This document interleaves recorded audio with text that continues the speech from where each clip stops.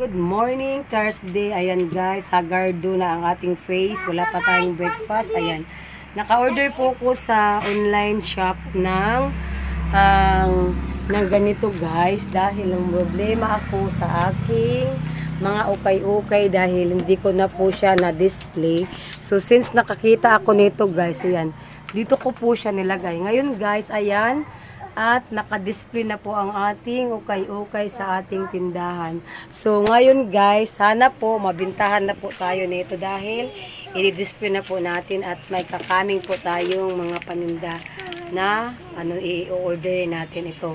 I-install ko to doon sa kabila guys. So, yan po ang latest update ng It's Been a Life in the Philippines. Happy selling mga kasari. God bless you all.